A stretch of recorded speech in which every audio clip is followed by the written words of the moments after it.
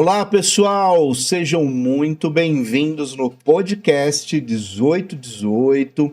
Hoje nós temos um convidado muito especial. Ele é sim uma autoridade religiosa e vai nos trazer muito da sua experiência, da sua história e, claro, da sua religião. E eu quero aproveitar e pedir para você se inscrever no canal, para você deixar os seus comentários, não se esqueça do like. Tudo isso é muito importante para a relevância desse projeto. E mais do que nunca, compartilhar muito, muito, mas muito mesmo. Porque quanto mais você compartilha, mais essa ideia vai proliferar pelo mundo afora. Então nós contamos com vocês aqui do podcast 1818. Oi, pessoal, tudo bem? Aqui é Ana Clara Lambert, espero que vocês estejam tendo uma boa semana. Hoje eu já vou pedir desculpa por essa voz meio anasalada, não se irritem, por favor, mas é que eu tô recuperando de uma gripe, minha garganta tava meio ruim, então eu tô com uma voz meio chatinha aí, mas vou tentar não falar tanto pra não irritar vocês. Mas hoje nós temos um convidado muito legal, que ele é o Miguel Aparecido, mas também ele é conhecido como o Pai Miguel de Xangô, então eu vou pedir pra ele se apresentar pra vocês que estão assistindo aí em casa. Um cordial boa noite, boa tarde, bom dia, conforme for o horário, né, que as pessoas forem ouvir, né, e participar da questão aqui do programa de vocês. Para mim é uma imensa alegria estar aqui com vocês, né? É um reconhecimento de ambas as partes, né, do Sim. trabalho que nós realizamos e do trabalho que vocês realizam, que é um bom trabalho pelo que a gente vem acompanhando e vem assim observando, né? Então, eu sou Miguel Aparecido Calente Júnior pelo nome civil, mais conhecido no meio religioso como Pai Miguel de Xangô, principalmente aqui dentro da cidade de Guarulhos, né, que é onde tem a sede do templo que eu dirijo, né, do qual eu sou o ministro religioso principal, ou chamado também Babalorixá, segundo a tradição, porque eu tenho a formação pelas duas áreas, né, pela área de Umbanda, cumprindo as funções e cumprindo lá as obrigações, e depois, por uma questão da qualidade do santo, feito no candomblé de Nagoguibá, que tem origem no sítio Pardão, lá em Recife, Pernambuco, né? A nossa casa matriz, né? Nossa principal casa dentro da questão da cultura, mais assim, de matriz africana propriamente dita, né? E nós temos aqui em Guarulhos a casa que é a intermediária, né? Que eu, no caso, eu sou neto do pai Adão, né? Do Manuel Papai, que está lá, e aqui em Guarulhos sou filho direto de Mandida de Xangô e pai Alexandre de Odé. Também pertencem a essa linhagem. Então, de fora o íntimo, na minha casa, eu toco Umbanda, né? Essa é a minha área e é o centro, ou o templo, né? Que a gente mais costuma dizer assim, né? Uma casa religiosa, uma casa de axé, que é o templo de Umbanda Sagrada Caboclo Sete Pedreiras e Vó Emília. Muito bem. Bom, primeiro é um prazer imenso tê-lo conosco. É sempre muito importante entender que o programa ele é a voz de todas as pessoas dentro de uma perspectiva ecumênica, de luz, pensando sempre no amor universal, e ter hoje alguém que representa, né, essa religião, né, que é tão significativa aqui no nosso país, no Brasil, e que tem uma relação complexa com a nossa história, com o nosso processo histórico. E para a gente entender melhor isso, Miguel, Pai Miguel de Xangô, como que isso aconteceu? Como começou isso na sua vida? Foi na sua infância? Você já vem de uma família de origem de Umbanda, Candomblé? Como é que foi isso? Sua infância foi em Guarulhos? Já foi aqui dentro desse contexto? Eu nasci, na verdade, no município de São Paulo, né? Tá. Meu pai era militar, então eu vim, né, à luz, né, na maternidade da Cruz Azul, né, na linha de Vasconcelos, Cambuci. E lá nós tivemos a primeira estada, a primeira moradia, né, com uma questão de meu pai ser militar, ele ser movimentado por uma questão de criação de uma força tática na época. Houve a questão de que no município que ele atuava, ele não poderia morar por uma questão de segurança já, né? E aí nós mudamos para Guarulhos, muito próximo aqui, né, na Na Filomena Biondi não, que foi depois, a segunda. A primeira foi aqui na Ponte Grande, né? Perto de onde hoje já não tem mais, que era o sítio do seu Zé Reis, no final da Mariano Meliani, né? E é uma área que hoje virou parque ecológico, houve a detonação de pedras ali naquela região, toda essa mudança que nós vemos hoje aí Sim. da urbanização, né? Sim. Do crescimento da cidade. E aqui foi mais ou menos onde foi a minha vida, né? Com até aproximadamente 11, 12 anos, frequentei inclusive o catecismo da Igreja Católica Romana aqui da São Geraldo, e somente não me encontrava dentro da religião católica, apesar de gostar, né? Não tenho nada assim em contrário, né? Os ritos de missa, todas essas questões assim são importantes, têm o seu valor, têm a sua importância, só que eu não me encontrava enquanto adolescente que eu já era, né? Com 11 para 12 anos, hoje seria pré-adolescente praticamente, né? Dentro desse contexto. E naquele momento houve na minha casa aqui fenômenos de efeito físico. Tá. Ainda muito jovem. Muito jovem, de 11 para 12 anos, né? Que é normalmente a faixa etária de que ocorre, né, essa questão do excesso de ectoplasma, aquela questão toda que é tecnicamente, cientificamente responsável por haver, né, a possibilidade do que está no mundo oculto movimentar o que está no mundo material, né, dentro do contexto do que é o entendimento da doutrina espírita, do que é o conhecimento científico hoje, né? E o que acontece? Meus avós, pai de meu pai e o meu bisavô, né, o avô de meu pai, eles eram já da religião de matriz africana, né? Um pelo candomblé, que é o meu bisavô, meu avô pela Umbanda, só que naquela época existia muito preconceito, né? Muito. E apesar de existir bastante templos, sempre existia uma certa perseguição. E meu pai era militar, então ele tinha uma visão totalmente diferenciada, né? Assim, um pouco, talvez até preconceituosa em relação ao que a sociedade tinha de pressão em cima das pessoas que militavam nesse meio. Como ocorreu esse fenômeno de efeitos físicos, eu, por um intermédio de uma tia minha, né, fui parar no Centro Espírita Nosso Lar Casas André Luiz, para passar lá pela orientação espiritual, saber o que estava acontecendo, né? Fazer uma pesquisa do que eram esses fenômenos, se eram verídicos, se não eram, do que se tratava, né? Essa questão toda que é típica da doutrina. E assim começou a minha carreira de médium, né? E você era menor ainda nesse momento, quando você começa no na verdade, quando eu comecei com 12 para 13 anos de idade. Era muito jovem. Muito jovem. 78, e foi sozinho, né? Ou alguém levou? Na verdade, eu fui levado por essa tia, né? Que é a Celina. E ela, por parte de mãe. E assim, houve lá as questões dessa orientação. E começou ali uma progressão de conhecimento, né? Como eu era muito jovem, não poderia ainda atuar diretamente nos fenômenos, né, de mesa, na participação das sessões públicas. Então começou dentro da mocidade, né, da pré-juventude, e a coisa foi caminhando, mas muito cedo, rapidamente, aí, pelo fenômeno mediúnico ser muito intenso, aí a coisa foi indo. Então, com 17 eu já fiz o que normalmente não poderia ser feito, que era o primeiro ano do curso de doutrina, e assim, quando eu estava no segundo ano do curso de doutrina, dava aula para o primeiro, que a coisa foi muito dinâmica, era muito assim, intempestivo, né? E na época também havia necessidade de sempre alguém estar capitaneando e ajudando. Então assim foi indo até que eu fiz a minha formação. Então, dos 12 até os 28 anos de idade, praticamente, a dedicação foi dentro da doutrina kardecista, né?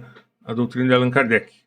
Foi um período longo. A doutrina espírita chamada, né? E foi um período longo e um período onde se tomam muitas decisões, né? Sim. Porque você deixa aí o Fundamental 2, hoje, que é como a gente chama, né? Sim.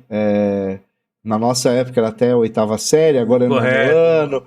O ensino médio hoje é no nosso colegial, né? E depois faculdade. Então, essa tua caminhada espiritual, né? Dentro do kardecismo e já dentro desses estudos espirituais, você acha que ela foi a base para tomadas de decisões que você teve, seja ela profissional, afetiva, enfim?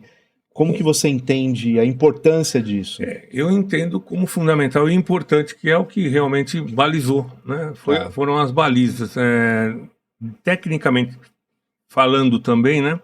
eu sempre fui uma pessoa com um pensamento muito eclético, né? Tá, E, obviamente, respeitando-se ado, cada coisa no seu quadrado, sim, não misturando nada, mas conhecendo um pouco de tudo. Por essa habilidade, né, de gostar muito de leitura e sim. ser, assim, muito interessado em pesquisas, também com 16 para 17 anos, uma outra tia, né, me colocou dentro também do que é a caminhada na Rosa Cruz. Tá, Então algumas coisas na minha vida foram muito paralelas, né? Intensas, paralelas e se dedicando sempre muito ao estudo, né? Muito à questão educacional, a questão de compreender pedagogia, a questão de compreender a transmissão do conhecimento, aprender para transmitir, não para guardar para si, porque um dia nós vamos embora e se você não transferir para alguém, é, ficou perdido toda essa, né, essa questão, exatamente, é. perde-se todo um tesouro, né? Perde-se valores. Que esse é o nosso legado, né? Sim, É o que se deixa nesse sentido. na verdade é aquilo que você vai formando outras pessoas e conduzindo, né? Não impondo, mas propondo caminhos para as pessoas se encontrarem, né? Muitas Sim. delas. Então, dentro dessa caminhada, houve essa questão. Comecei fazendo um curso de Direito, Ciências Jurídicas, né? Sociais, porém não me encontrei. Não. Quando estava lá para o terceiro, para o quarto ano, veio uma crise, né? No sentido de que para você atuar no ramo do direito tem as suas atipicidades, né? Sim. A área que mais me interessava era a área criminal, que é ciências, né? Pura, né? E muito conhecimento, porém ali eu não me senti na condição de baixar uma sentença, seja para quem fosse, Tá. né? Até mesmo porque dentro do caminho técnico, né, do processo, você pode, de repente, apenar um inocente e inocentar um culpado, Exatamente. né? Então, por essa questão, eu desisti do curso, transferi-me para a administração, que era o que chamava-se na época, né? Hoje é gestão empresarial. Me transferi para a administração e terminei a minha carreira acadêmica fazendo administração, me especializando na área de terceiro setor. Tá. E é onde você atua ainda hoje? Miguel? Sim, é onde eu atuo fazendo consultoria, né, junto com outro irmão nosso que é especialista em projeto. E é assim que a gente vai caminhando, levando a vida, né, e deixando aí alguma coisa de bom. Isso. Mas a crise existencial foi essa. Justa. Justa. Agora, só uma curiosidade. Esse momento da Rosa Cruz, você lembra o ano que foi? Olha, na verdade, em 78 foi quando, na verdade, eu iniciei dentro dos processos, né, no Espiritismo, na doutrina de Allan Kardec. Então, isso deve bater meados aí mais ou menos de 88. Então, por que eu te pergunto isso? Porque eu sou de 70, eu nasci em 1970. E eu me lembro que a década de 80, eu falei com você hoje sobre isso, Sim. a gente estava conversando sobre algumas... E porque, inclusive, veio já alguns convidados que falaram da Rosa Cruz recentemente, né? E eu me lembro que até falei para ela como a década de 80 foi uma década que também se discutiu muito essas questões. Houve uma abertura para combater já o preconceito com as matrizes africanas. Correto? E a Rosa Cruz ela foi muito forte também na década de 80 e 90, onde eu me lembro de muitas pessoas no meu entorno que estavam fazendo os cursos, né? Que você deve lembrar, Sim. correspondência, né? Normalmente você recebia, né? As monografias ou as apostilas, assim, né? Tinha até umas provinhas também Isso, que justamente. o pessoal fazia. Então foi exatamente por isso que eu perguntei, foi só para realmente ter convicção. Foi nesse momento mesmo que ela foi muito, muito intensa, né? No cenário nacional, né? Com certeza. E, bom, Miguel, e aí você, até os 28 anos, você tem essa construção de vida que é muito interessante, que às vezes eu não sei se eu estou certo ou se eu estou errado, mas até os 30 a gente pode bater cabeça, né? Eu acredito. Depois começa o nível da piscina, a água começa a subir, a gente precisa começar a tomar um pouquinho mais de cuidado, né, naquilo que a gente escolhe e faz. Mas, enfim, e depois desses 28, né, como que vai caminhar essa tua caminhada espiritual, né? Como que você... Porque para mim está muito claro, né? O Miguel é civil, né? CPF, é o mesmo Miguel, Pai Miguel De Xangô. Xangô. Não, não, não, não Não há, existe essa distinção, né? não há duas pessoas, você é uma Não. pessoa só. Integralmente uma pessoa só, É. independente de ter, né, o fórum religioso Sim, escolhido, né, dentro do conceito que é a Umbanda. Eu sou uma só, é a mesma pessoa. Eu não posso ter duas formas de me expressar. mas isso é né? importante, né, Miguel? Você Não deve é um concordar teatro, né, comigo. que drama e comédia ao mesmo tempo, né? Então, eu tenho que ter uma só e mesma personalidade. Sim, E eu respeito e aprendi dentro dessa caminhada, né?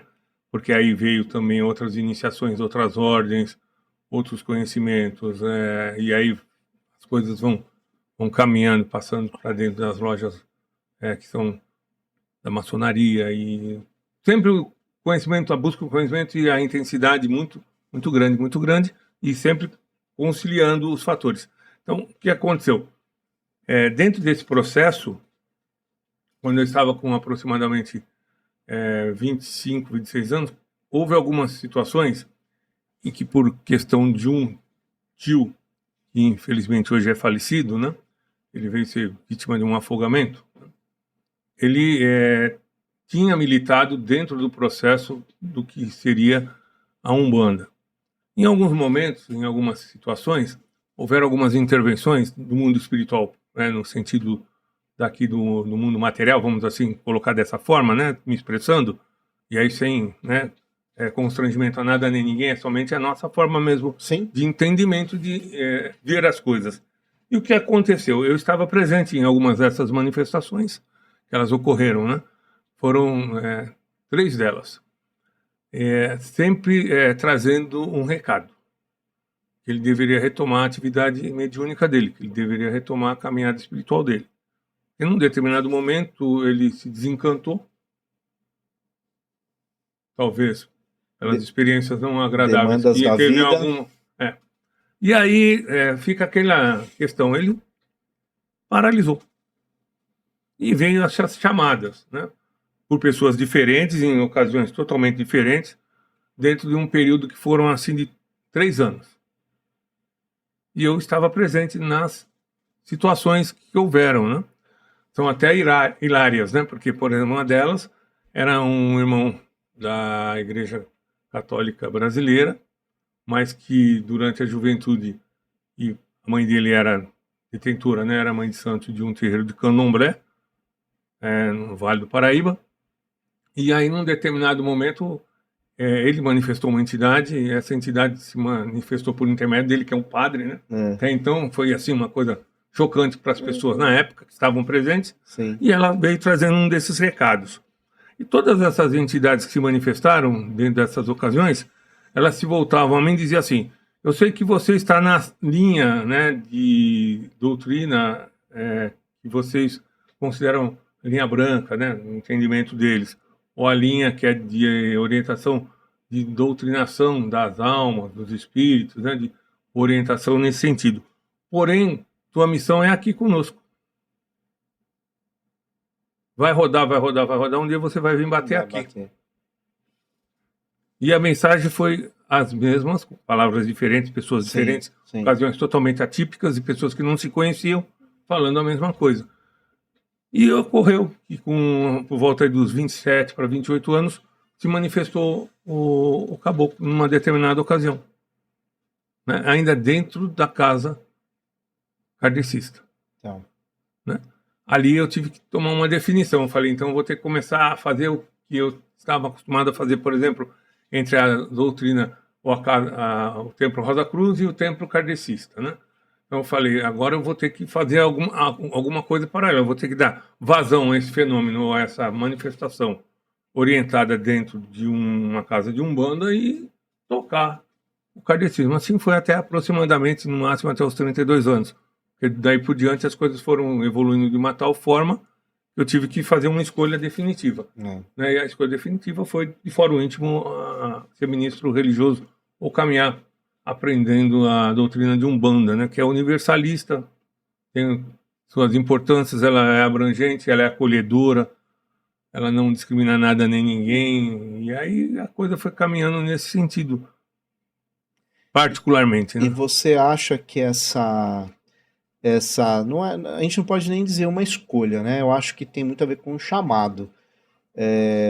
Porque geralmente nós, como seres humanos, a nossa tendência é a escolha pelo mais fácil. Ou, com certeza. E querendo ou não, você já estava tranquilo, né, dentro do processo espiritual que você vinha seguindo desde os 12, 13 anos. Porque é uma conformidade, né? A Sim. gente conhece as Existe uma pessoas. zona de conforto. Exatamente. Você conhece as pessoas, você já entende muito da doutrina, você já tem um respeito também, né, dentro daquilo que você se propõe. E de repente tomar uma decisão por um caminho novo é um ato de coragem também, mas deve ter um chamado aí que eu acho que é muito contundente quando a gente fala em espiritualidade. Você consegue precisar isso? Você acha que teve um fato em específico, tirando essa experiência que você narrou? Você Sim. acha que teve mais alguma coisa que mudou esse rumo? Eu creio que dentro desse processo como um todo, né, tudo aconteceu de forma muito uniforme, muito tranquila. É assustador porque são situações totalmente atípicas e diferentes. Então, para as pessoas que me acompanhavam dentro daquela visão do mundo de Allan Kardec, né, da doutrina espírita, alguns causam espécie, porque são poucos os que têm um entendimento assim mais eclético. Ah, Normalmente as pessoas têm aquele entendimento mais assim, não fundamentalista, mas um entendi. entendimento mais ortodoxo da fé, né? E daquela questão dos escritos, das interpretações. Existe uma ortodoxia que ela é válida, né, para que você não perca a origem dos fundamentos daquela específica religião. Naquele momento, quando eram essas manifestações, e ocorreu uma, né, em específico, que inclusive envolve a esposa do nosso irmão, que você mencionou, né? Quando nós estávamos ainda iniciando o programa, ela teve um processo delicado, né, pós-parto, e naquele momento houve uma manifestação. E ela foi certamente prontificadamente, né, socorrida, na onde nós havíamos fundado, porque dentro de todo esse processo, né, eu tenho a participação na fundação de uma casa espírita também, que é o templo, o Centro Espírita Joana de Ângeles, lá, Vila Tá. Rosália, né? Isso. Então, tive a oportunidade de ser o primeiro presidente da casa, né? Ainda jovem, com 23 anos, aquela questão toda, né? Bastante fôlego. E dentro desse processo, houve temporaneamente, fora da condição do entendimento das pessoas, a manifestação do caboclo. Pela forma como a coisa aconteceu e não se tinha, né, atuação, não se conseguia um bom resultado com as técnicas, né, que eram precisas dentro do que a gente conhece dentro do mundo de Allan Kardec, né, ou dentro da doutrina espírita, a coisa estava um pouco mais além, ali se manifestou temporaneamente, espontaneamente se manifestou o caboclo. Esse foi o fator que levou eu a ter que falar, bom, agora eu tenho que caminhar por aqui, porque como que eu vou fazer? O caboclo não vai poder se manifestar aqui. Causou um espanto Isso que eu ia danado perguntar. a manifestação do fato dele ter se manifestado dentro de uma... Os seus pares gerou estranheza. Ficou uma situação, uma das pares não, que era uma psicóloga, né, Vera Lúcia, a mãe dela tinha sido de Umbanda, então ela automaticamente ela reconheceu. Para ela não causou nenhum tipo de espécie ou estranheza, apesar de não ser o local tecnicamente apropriado para aquela entidade se manifestar. Para ela não houve estranheza, mas para o restante houve. Então ali naquele momento eu falei, bom, agora eu tenho que tomar uma decisão. Se vem uma herança de família, né, se vem todo um processo da legalidade da manifestação desses ancestrais e antepassados, que são ancestrais e antepassados se manifestando dentro do processo, né? De que ordem, quanto tempo atrás, quanto tempo se faz, não sei.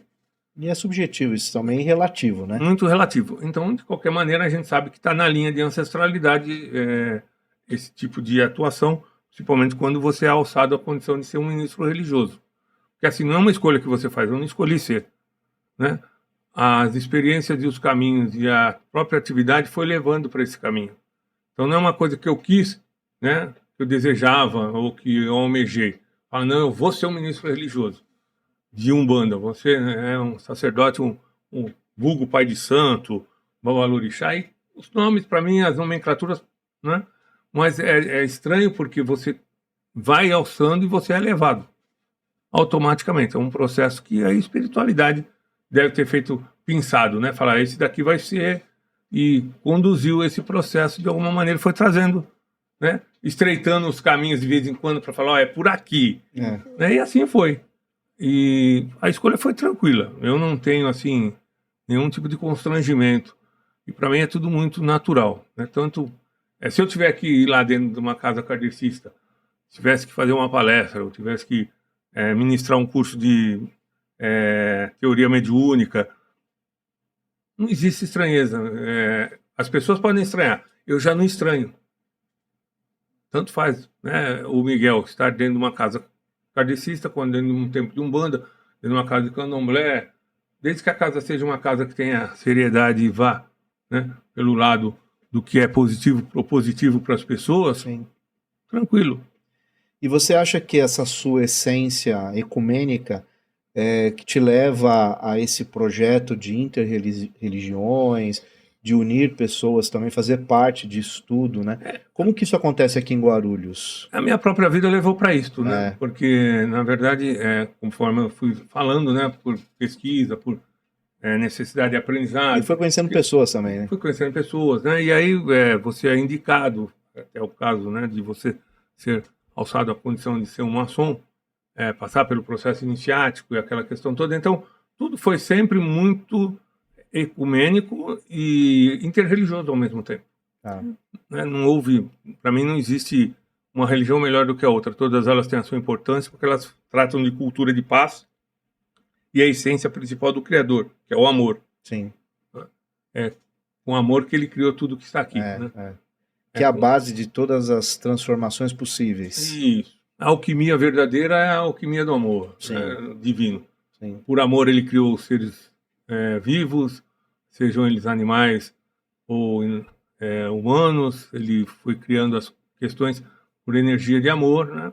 Por vontade do poder da palavra, né? Por extensão lá da ordenação, né? E assim por diante as coisas vão acontecendo. Então, para mim é muito natural. E dentro desse processo, em Guarulhos, num determinado momento, eu estive linkado a participar, fui convidado a participar dentro da assessoria de um governo municipal. Por uma questão de que houve lá uma situação em que eu contornei dentro das comunidades nossas de matriz africana, e o então prefeito da época achou que seria interessante que eu participasse junto com a assessoria dele, no sentido de fazer esse link, né, de fazer essa interlocução com as comunidades e, ao mesmo tempo, ser o intérprete, né, da situação, procurar traduzir aquilo que era a necessidade da cultura e da religiosidade para uma questão mais disciplinada do que é uma questão de governo, que é uma questão de você ter um projeto, de você ter, né, uma política pública. Sim. Nesse sentido. E dentro desse processo surgiu, então, a criação do Fórum Interreligioso da cidade de Guarulhos. E aí nós chamamos, né, obviamente, o objetivo não era ter domínio, era ter coordenadores, um coordenador evangélico, um coordenador Sheikh Mohammed, na época estava aqui, né, Albucai, hoje ele está em São Paulo. Isso. E aí nós temos uma série de outras pessoas que foram chamadas, Paula Moutinho, que está na OAB hoje, né, a doutora Paula Moutinho, que estava dentro da Secretaria de Assuntos Jurídicos, mas ela é adventista. E assim nós fomos juntando pessoas e criamos, né, na época, um fórum independente. Ele não é um fórum linkado ao governo. Apesar de ele ter sido criado com uma visão... Era um fórum popular. Isso. Como tem fórum de saúde, fórum... Ele foi criado independente, né, pelos próprios ministros religiosos, indicando os coordenadores de cada área. Não houve uma interposição do governo, nenhuma imposição governamental ou um intercâmbio, né, nesse sentido, a não ser a cessão dos espaços. Sim. E a questão de você fazer as atividades dentro do município, não tendo facilidade, porque nunca houve, né, mas tendo aí a oportunidade de ocupar os espaços sem nenhum tipo de pressão, né, né, um tipo de contraposição. Tá. E ele um estímulo, né, a que houvesse a cultura de paz, o diálogo interreligioso, porque o diálogo interreligioso você não converte ninguém, ninguém converte ninguém, né? Todo mundo se senta ali, todo mundo é igual, não existe diferente. Nós tratamos os assuntos, eu conheço um pouco da sua religião, você conhece um pouco a minha, a gente troca as figurinhas, né, e cada um dentro do seu aspecto em respeito, em gratidão pela oportunidade de participar, e assim foi indo. Surgiu essa junção Tá. na época das pessoas dentro dessa questão da religiosidade. Não, muito bom, porque muitas vezes o preconceito vem da ignorância, né? De não conhecer a religião do outro. E ainda falando essa parte de conhecimento, como foi esse processo de você sair da doutrina kardecista, ir para a Umbanda, e como foi esse processo de aprendizado? Tinha muitas confluências, você sentia muitas divergências, porque você teve que aprender, né? Alguns ritos, algumas práticas que é muito específico. E como foi esse processo? Para mim foi tranquilo. Não houve assim nenhum tipo de espécie ou de qualquer dificuldade. Obviamente você tem situações diferentes, né? Divergentes nunca, né? Porque eu acho que eu sempre procurei as convergências de todas elas. E é esse o maior aprendizado que eu acredito que eu obtive estudando e pesquisando, né? Saber onde estão as convergências, não as divergências. As divergências quem criam são os homens, né? As convergências entre as religiões, elas existem, tanto é que a Umbanda é universalista, né? Sim. Por excelência. Então, você tem a manifestação de caboclos considerados, né, índios dos povos originários brasileiros, alguns, né, solo americano, você tem aí a questão da manifestação das entidades que são tidas como africanas ou que se apresentam como africanos, porque aí a questão é variada, né, vai dentro de uma pesquisa, de um entendimento, e tem as linhagens, as várias escolas de entendimento de Umbanda. A Umbanda ela é muito assim, multidisciplinar, ela é uma religião muito rica e com muitas escolas. É o que eu costumo dizer, não existe mais, não existe menos.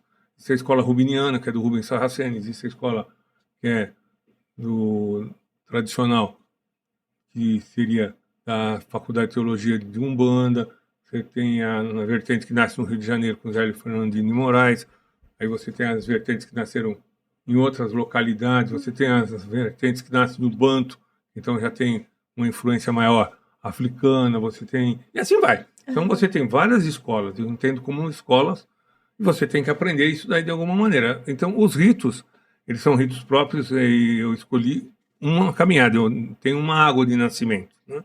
Eu tenho, vamos assim dizer, uma vertente na qual eu nasci, uma tradição de Umbanda na qual eu nasci, que é do templo de caridade Caboclo Batuara, que até então era ali, né, no Cocaia. Depois faleceram-se os dois dirigentes, né? E houve que hoje está meio misto, né?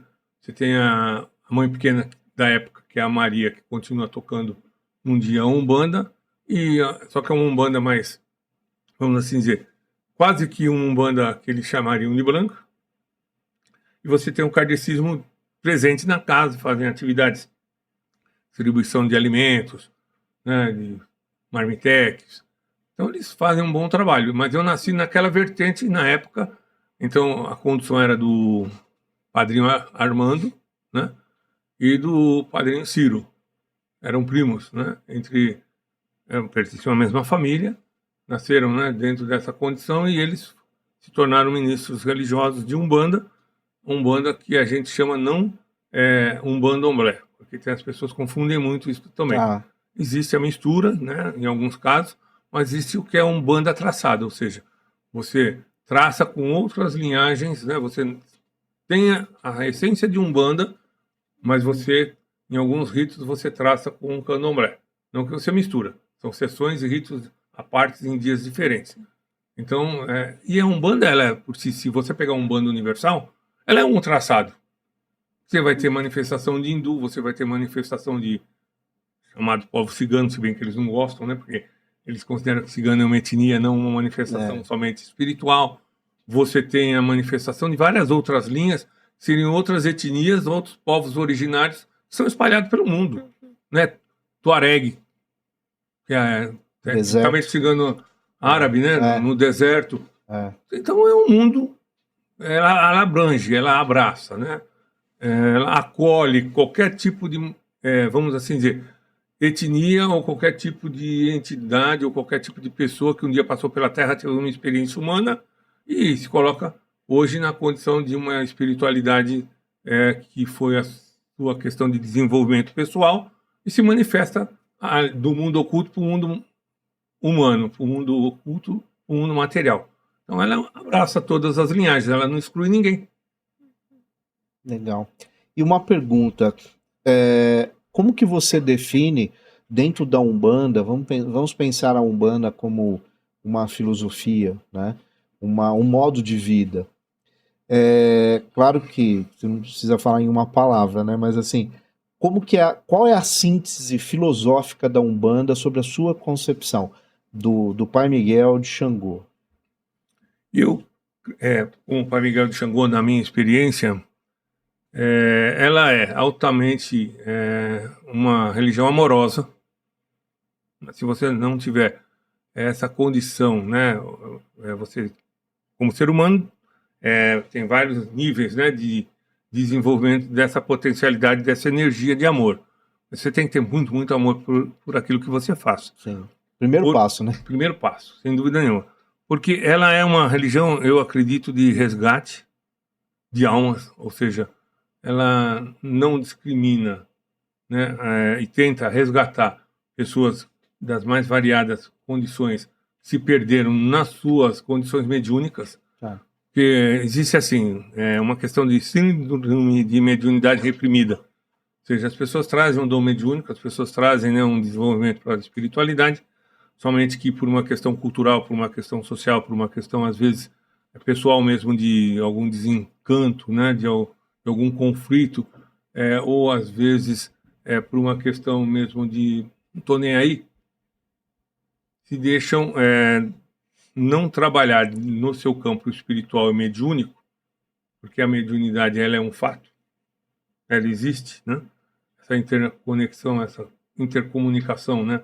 O fato de você ser um instrumento de Deus aqui na Terra, porque o homem auxilia o homem por intermédio do próprio homem, né? Então não tem como vir, né? Ele vai auxiliar as pessoas através do Senhor, através de mim, ou na questão das religiões mediúnicas por intermédio de alguém que entenda e já desenvolveu o seu campo espiritual mediúnico, para conduzir o outro a também trilhar essa questão, porque em alguns casos essa síndrome ela fica aparecendo depressão, ela fica aparecendo ansiedade, ela fica aparecendo qualquer outro desequilíbrio de ordem, às vezes, né, não Psíquica, patológica, né, psíquico, mas não chega a ser patológico. Sim. Porque existe o patológico, então aí tem que ser tratado mesmo. Nós temos que clinicar, né, o médico lá entendido da área tem que entrar com medicamento acertado para compensar. Sim. Mas às vezes você, mesmo com o tratamento médico, ou mesmo querendo fazer o diagnóstico, você não chega na precisão do diagnóstico, mas o quadro está ali, que é uma síndrome de mediunidade reprimida.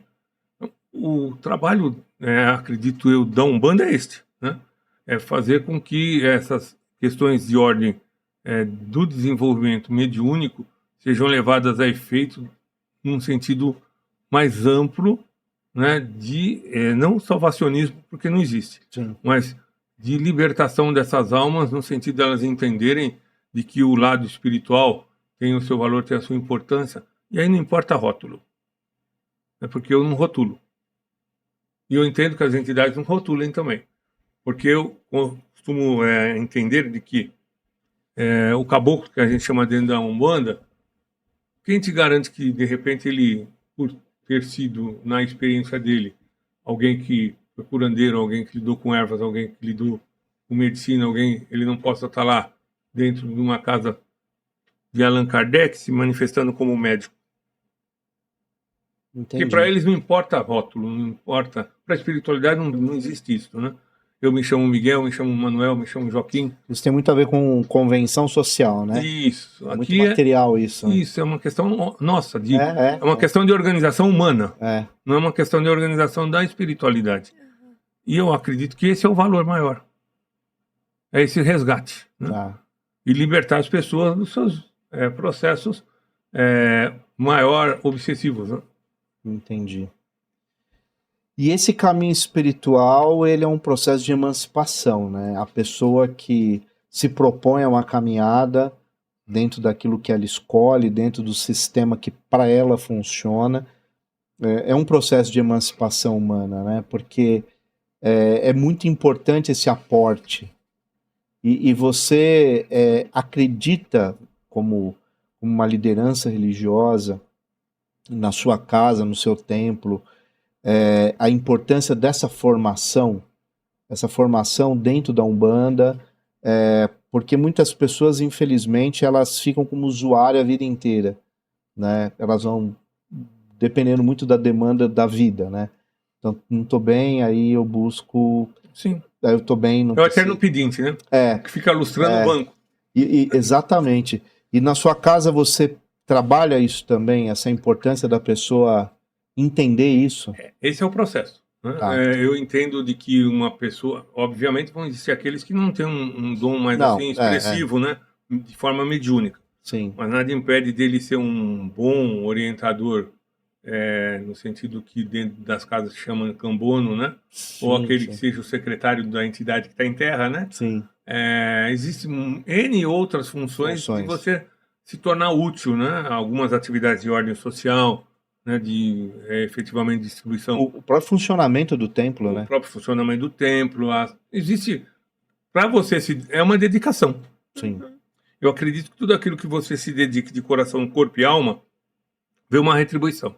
E aí não importa se isso é um fenômeno mediúnico ou não. Porque o que vai valer é a sua intensidade de amor. E eu tenho, assim, uma questão comigo, né, de um aprendizado, e que na sociedade é um pouco controverso, e as pessoas acham que é assim. Você vai lá dentro de um terreiro, assim chamado, você vai dentro de um templo de Umbanda, um centro de Umbanda, também pouco me importa os rótulos, né, que possam ser dados. Você vai lá e você quer fazer uma barganha, quer dizer, eu vou fazer uma oferenda para me tornar uma pessoa melhor, eu vou fazer uma oferenda para abrir meus caminhos, eu vou fazer uma oferenda para conseguir melhor resultado no campo afetivo amoroso, eu vou fazer uma oferenda, né, assim, de qualquer outra forma, para resultado financeiro, para resultado material, para resultado... E assim as pessoas pensam, né? Porque as pessoas têm essa visão de que tem que ter uma barganha, tem que ter uma troca. Com Deus você não faz troca, você não faz barganha. E eu costumo orientar o pessoal, mesmo os que estão na assistência, e sempre foi assim, de que, às vezes, a sua dedicação, né, no fato de você colaborar com o seu irmão que está ali, no fato de você ajudar a orientar outras pessoas que estão ali, no fato até mesmo de você, de repente, sei lá, né, passou um pano no chão porque tinha lá cisco, porque caiu água, a sua dedicação dentro do espaço do religioso, que é consagrar e sagrar as divindades de Deus, às vezes vale muito mais do que você fazer uma oferenda. Que ali você deu algo de si. Sim. Né? E a oferenda é algo que você, obviamente, vai barganhar, porque você comprou o elemento, usa o elemento, tem a sua função, né? É um quanto energético ali, é uma forma, né, de você devolver à natureza o que da natureza você recebeu hoje, somente que não da forma como era antigamente, porque hoje existe a questão monetária, né? Existe a moeda corrente, então tem mais como você plantar e trocar com o teu vizinho, né? Fazer o escambo para depois você fazer a oferenda. De qualquer maneira, eu acredito, se você se dedicando, de fato, você obtém, às vezes, o resultado que você gostaria de obter numa oferenda. Porque tem a tua dedicação. Tem tua energia ali. Tem tua energia de pronto. Né? Até porque qualquer oferenda, tecnicamente, para ter valor, ela tem que ter tua energia. Essa história de que você vai lá e paga num local para fazer a oferenda, ou você vai lá num local, mesmo que você não pague, e a outra pessoa fez por você, a energia que está ali é do outro, não é a sua. Né? É você que tem que ter a mão na massa, né? Você que tem que efetivamente fazer com carinho e devoção, com respeito, reverência, aquilo que você deseja entregar, né? Como uma oferta, como uma oferenda, porque é a tua energia, é o que você falou, é o que o senhor falou. E, Miguel, a conexão da Umbanda com a natureza, com o espaço natural, é muito forte. E quais as razões para essa intensidade de conexão? Diferentemente do que dentro da questão da doutrina de Allan Kardec, né, que nós vemos lá que são a manifestação dos espíritos humanizados, dentro do conceito da religião de Umbanda, você lida também com os encantados seres divinos e seres da natureza. Então você tecnicamente lidaria com outros fatores dimensionais, com outras forças dimensionais, com outros seres da criação divina. Perfeito. Né? Que são elementos que podem acionados se tornar vivos, são vivos, né? Alguns são pensantes, né? Obviamente dentro do sua condição, se tornar ativos porque você ativou a favor ou, né? No sentido de defender alguma situação. Então você lida com outro campo de energia, com outros fatores, né? E dentro desse conceito, né, do que você tem ali efetivamente trabalhando, você tem que saber como lidar com isso. Então a gente considera assim, quando você chamou uma entidade, todo mundo tem assim temor, e alguns dizem que é demônio, né, ou traduzem como fosse demônio, que é um Exu, ele lida com elementos que estão à esquerda da dimensão humana que nós desconhecemos, mas que ele tem acesso e sabe como conduzir o processo. Então a ele você pede intercessão, ou você, né, faz o pedido e ele vai ser o intermediário, ele vai ser o gestor desse processo, né? Ele vai ali falar, ó, vamos agir dessa forma para chegar a esse resultado. Então, tecnicamente, eu acredito que essa seja, né, a maior diferença. Tá. E, ao mesmo tempo, os resultados de lidar com a natureza. Então, para nós, né, os umbandistas, a natureza é um vórtice de campo de energia, ou corresponde a um vórtice de campo de energia, e ela é um altar natural. Porque você lida com o que a gente chama do aspecto magístico da questão, né? Então você lida com os elementos. Seja o mineral, seja o vegetal, seja o animal, seja o fogo, seja o ígneo, né? A água, o eólico. Você lida com elementos. E ali, a natureza é o campo propício que você tem todos esses elementos. Né? Então você está dentro do próprio Criador. Tá. Né? Para nós, né, nós não estamos fora do Criador. Nós não temos um Deus que é externo, né? Um Deus que é antropomórfico. Né? Você sentou ele lá na cadeira e ele está lá. Né? Nós estamos dentro de Deus. Tá. E a natureza é o campo propício, ela é a mãe. Né? Ela é o útero principal desse processo como um todo. Né? É a fonte de vida, né? Sim. O celeiro de todas elas. A gente tem que pisar na terra devagarinho, com muito cuidado, né? Com muito respeito, né? É o sagrado. É muito interessante. Agora, hoje você exerce esse trabalho, né, como uma liderança religiosa, e o seu centro fica onde, Miguel? Ele fica em Cumbica, né? No Conjunto País de Barros, na rua Bento Gonçalves, né? Número 55. E lá nós temos a sede principal. Né? Obviamente, nesse primeiro momento, de passada a pandemia, nós estamos fazendo lá algumas reformas, acertando um pouco as questões para que fique mais acertado a concepção da gente acolher melhor as pessoas. E nós temos aí as várias atividades que nós fazemos, então, dentro dos sítios, né? Dentro de alguns locais da própria natureza. Tá. Que é uma forma de eu exercitar as pessoas a estarem lá, né, de forma responsável, né? Não só de forma sustentável, né, de sustentabilidade, mas de forma regenerativa. Sim. Se necessário for fazer a plantação de alguma árvore ou repor alguma questão ali na natureza, se faz. Sim. Você não vai lá e só coleta, né? Só coleta, exatamente. Aliás, nem deve coletar algumas coisas. Ah, não, tem coisas que nem pode. E você, junto com o seu grupo, com o pessoal do seu espaço, do seu templo, vocês têm ações em Guarulhos, já algum trabalho que possa também ser divulgado? Trabalho social ainda não. Tá. Né? Os nossos trabalhos, eles são feitos assim, não sabe a vossa mão esquerda o que faz a vossa mão direita. Então, como são muitas questões que aparecem, a nossa demanda é feita bem assim no sutil, né? Se surgir alguma questão. Tá, entendi. Muito pontual. Muito pontual, que chegou até nós, a gente procura sempre dar ali o acolhimento e fazer a devida questão do atendimento de uma demanda. Mas um Tá, trabalho propriamente social ainda não. tá, Não é uma entendi. coisa que nós estamos ainda para caminhar nesse sentido, porque requer muita responsabilidade. E tem que Muito. estar dividido muito bem o trabalho, É. né? E dá muito trabalho, né? Também. É uma coisa que as pessoas não têm a dimensão, mas dá muito trabalho. Trabalho dá trabalho, imagina trabalho social, né? É. E parte do pressuposto que o trabalho social é voluntário, e aí você sabe das dificuldades que todo mundo tem hoje com a questão tempo, né? Sim, Questão tempo tempo, virou uma coisa sagrada e ao mesmo tempo complexa, né?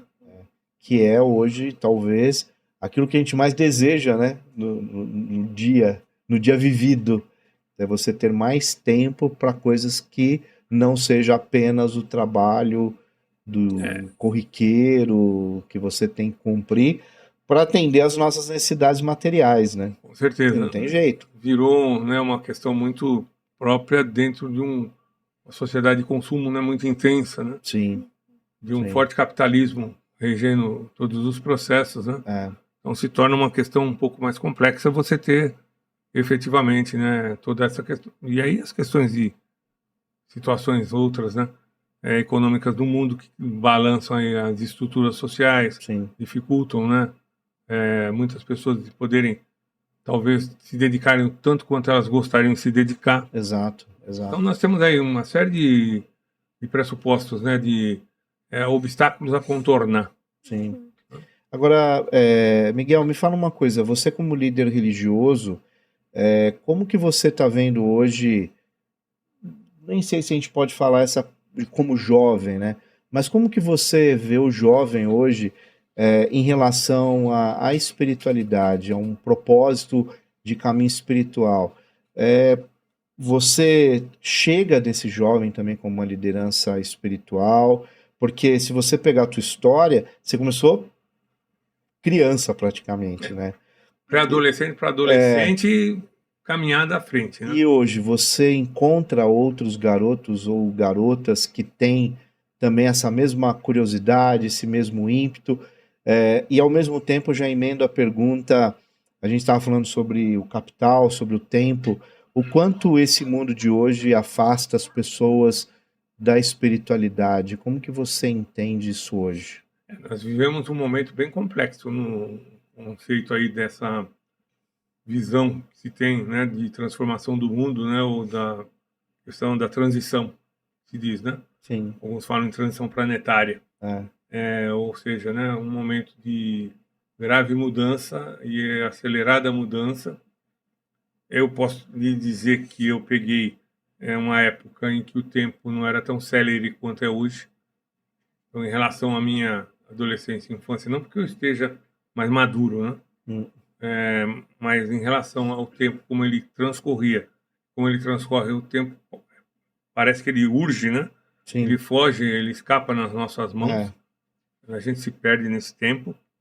E hoje você tem uma maior dificuldade de as pessoas entenderem esse processo.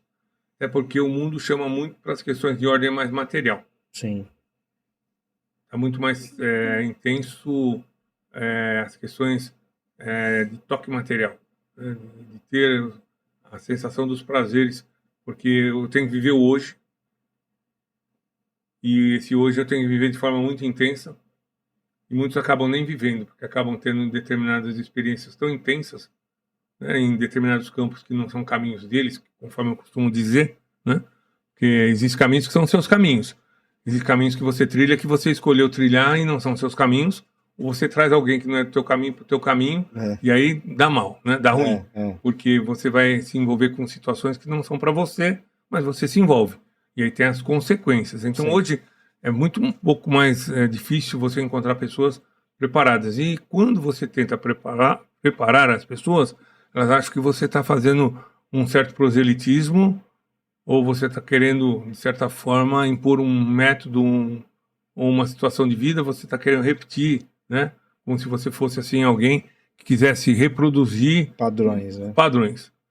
E isso é muito ruim, porque existem pessoas que nasceram para efetivamente serem dirigentes de casas, né? Você não é escolhido no sentido de que você escolhe.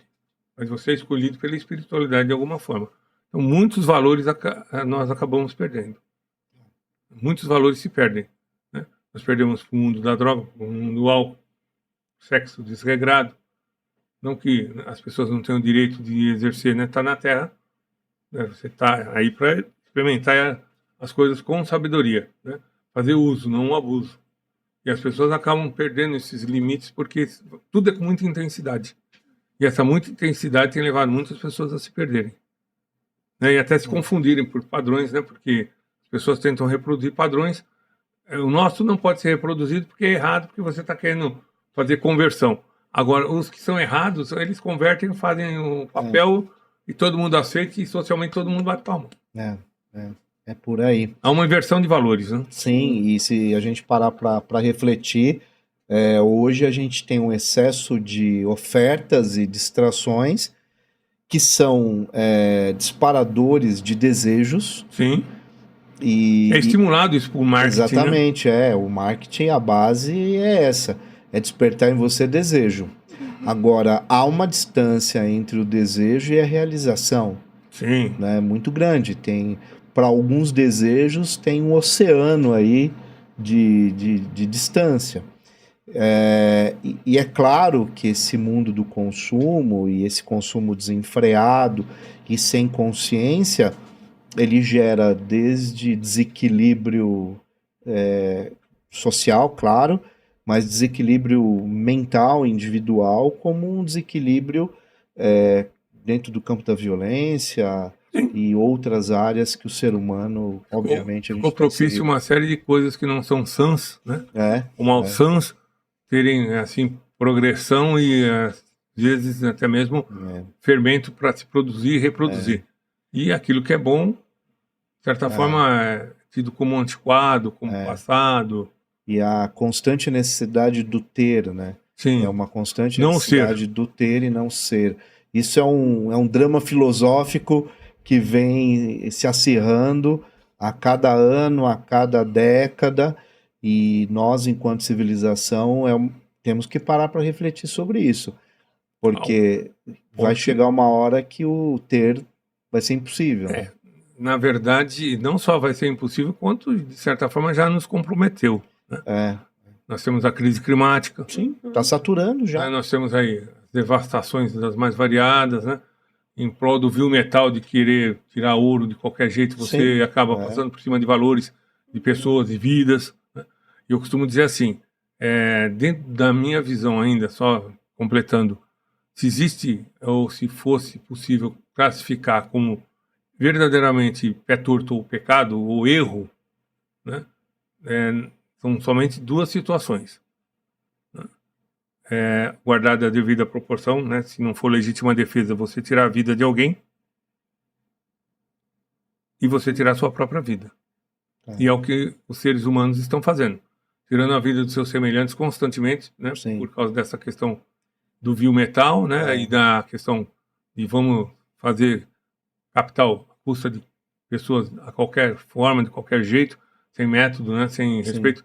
E a questão de você tirar a própria vida, que é o que a maioria acaba fazendo, né? Acaba perdendo a sua condição de equilíbrio psicológico e mental, e acaba se colocando numa condição de um suicídio indireto ou direto, às vezes overdose ou não, se comprometendo num acidente automobilístico que não seria o caso se tivesse são, né? Se tivesse com as percepções em dia, né? Talvez até batesse o carro, mas não sofreria nenhum tipo de lesão maior ou um acidente maior ali naquele momento, tira a vida de outras pessoas na estrada. Então aí você vai vendo, né? Que é uma coisa assim, é uma roda, e tem uma engrenagem bem e tem complicada. aqueles processos de autodestruição homeopático, né? A conta-gota. Você sabe que aquilo te faz mal, aquilo faz mal, aquilo... Sim.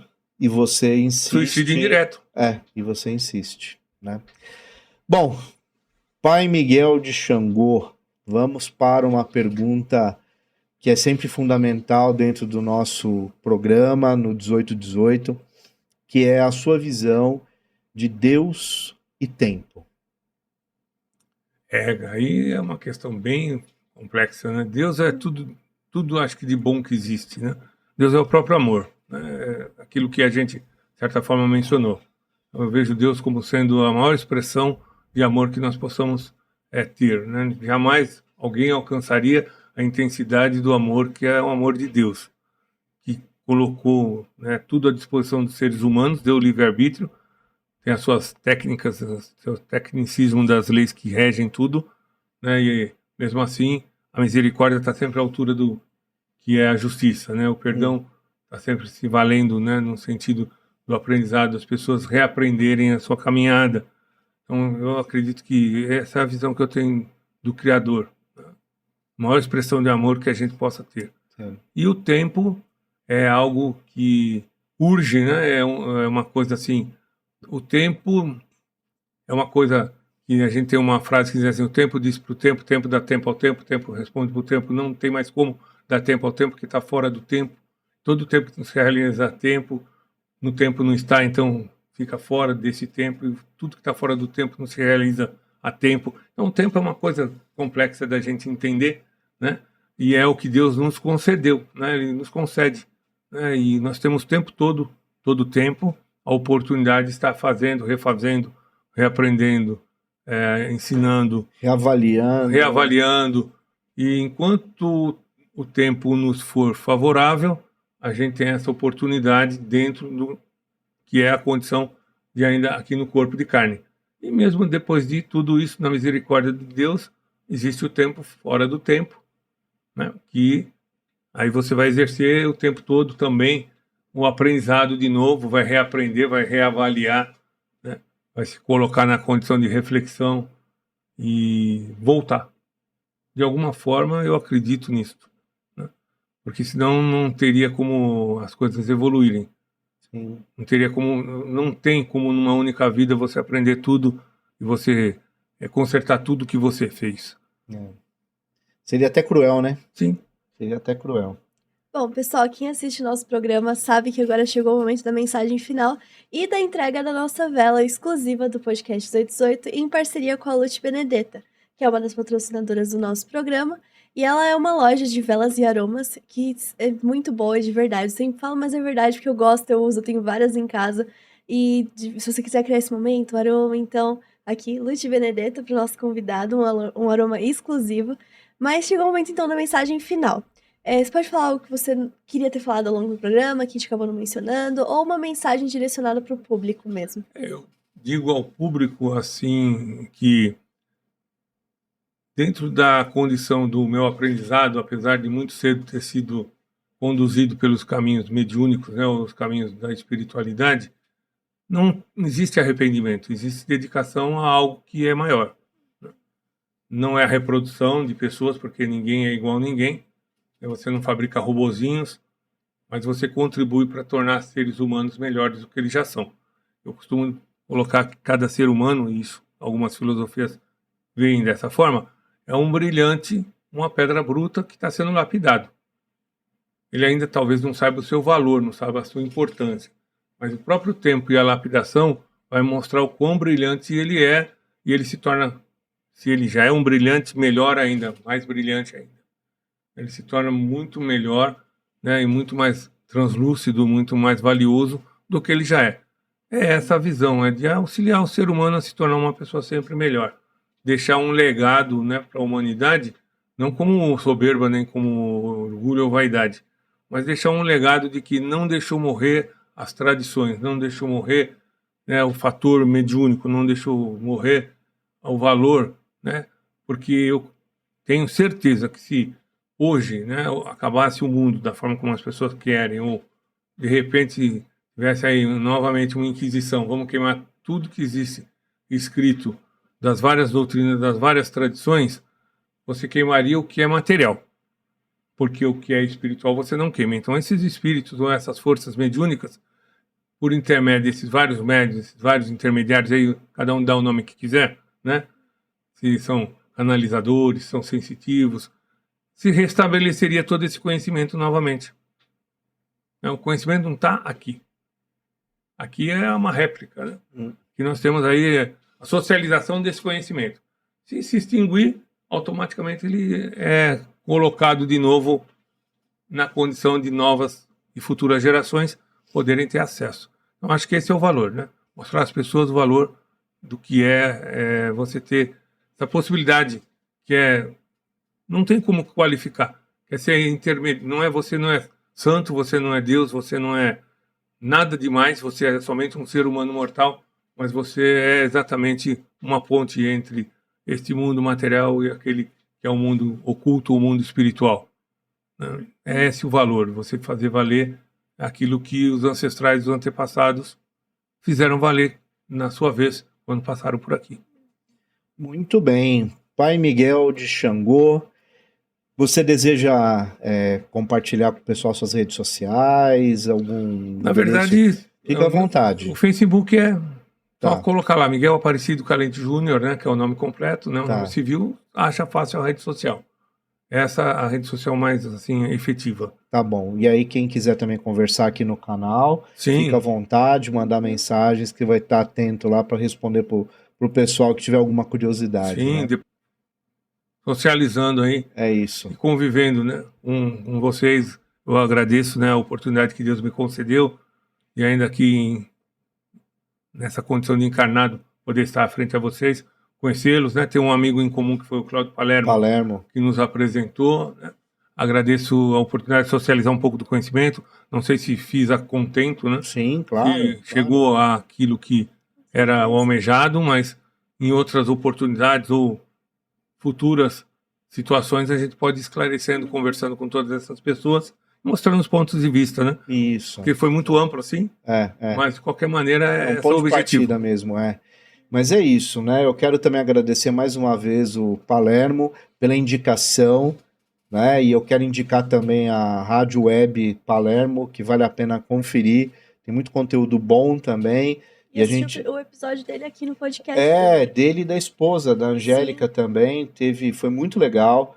Né? Ele vai falar sobre Flammarion, foi um programa muito especial. Camille Flammarion, foi uma história incrível. E Palermo, mais uma vez, muito obrigado pela indicação, foi incrível. Bem, eu finalizo o programa mais uma vez, agradecendo também o pessoal da RPA Produções, que é uma empresa de eventos, né, que trabalha com todo tipo de eventos, que inclusive representa as minhas palestras, enfim, acho que uns 18 anos, quase 20 anos já que eu tenho contrato com eles. E também quero dizer da Noesis, que é uma empresa de psicologia que atende brasileiros que estão fora do Brasil. Então são aqueles que vão para fazer um intercâmbio, que vão trabalhar fora, que vão construir uma vida nova e que precisa de um aporte emocional, psicológico, e essa empresa trabalha com esse segmento, é bem interessante. E também não posso esquecer da Baccarin English School, que é uma escola de inglês como que é lá, que vocês falam sempre o slogan? São aulas 100% personalizadas, onde não é o aluno que se adapta ao método, é o método que se adapta ao aluno. Ai, beleza. E é muito bom mesmo, né? Eu conheço várias pessoas que estudaram e estudam na escola e que têm ótimos resultados. Então, muito obrigado a esse pessoal que nos apoia e todos aqueles que vêm junto conosco nesse projeto 1818. Eu finalizo pedindo para você se inscrever no canal, deixar seus comentários, não se esqueça do like e compartilhe muito, muito, muito mesmo, porque o seu apoio é fundamental para que a gente continue caminhando nessa perspectiva de amor universal e levar para esse território de internet uma linguagem de luz, uma linguagem que não é para dividir pessoas, mas é ao contrário, para unir pessoas através de um conteúdo compartilhado de amor universal. Então, muito obrigado a todos vocês e até o próximo podcast. E muita, muita, muita luz para você. Até o próximo episódio.